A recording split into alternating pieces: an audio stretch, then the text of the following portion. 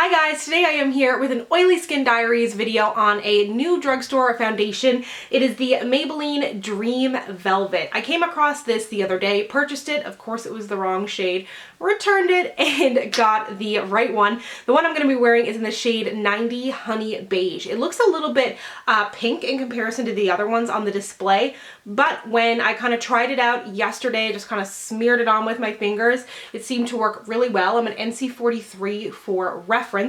This says it is a soft matte foundation but also a hydrating foundation, which sounds a little bit contradictory, so I'm interested to see how this works. If you aren't familiar with my Oily Skin Diaries, I'm going to put it on my face, show you the beauty blender versus a kind of F80 style kabuki brush, show you exactly what it looks like on my skin, wear it throughout the day, and if you haven't already gathered, I have very oily skin, so even if you don't have oily skin, if this foundation doesn't end up working for me, it'll probably work for you, and if you do have oily skin, then let's pray that this works out. It retails for $13.99 at Walmart anyways. I live in Canada, so it's always going to be a little bit more expensive. This is a little bit pricey for a Maybelline foundation, but I do love that it comes in a plastic squeeze tube that makes it so easy for travel, for getting as much product as possible out, and it just is a really nice, easy format. It comes with a little sponge as well. I decided not to pick that up because I know I'm probably not going to like it. It's like a little sponge applicator. I've seen people who like it for just their under eye, but I'm just going to stick with a beauty blender and an F80. So this is the texture. You can see it's very, very thick, not running down my hand at all. On their website, it says it comes with 12 different shades, which is a decent amount. It says it is a hydrating matte foundation for 100% velvet smooth perfection. A unique gel whipped formula ideal for normal to combination skin with medium coverage. It says you'll love it because it's a refreshing gel whipped foundation that leaves your complexion perfected with a smooth, velvety, soft matte finish while skin stays hydrated for 12 hours. It suggests to use the little blender thing, but I'm not going to use that. This is the F80 side. This is the beauty blender side. And they both applied pretty nicely. I kind of like the F80 side a little bit better.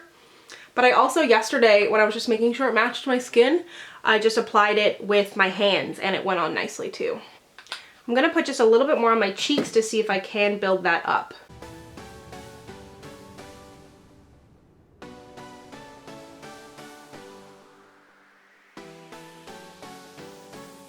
So it's definitely slightly buildable, but it is a medium coverage, which I kind of like. My freckles show through, and it has like a matte finish, but you can see there is a little bit of dew, but it's a really natural skin-like finish. So I'm going to put on the rest of my makeup and I'll be right back. Okay, so I've got all of my face makeup on. It's set almost immediately. I don't feel like it highlights my pores.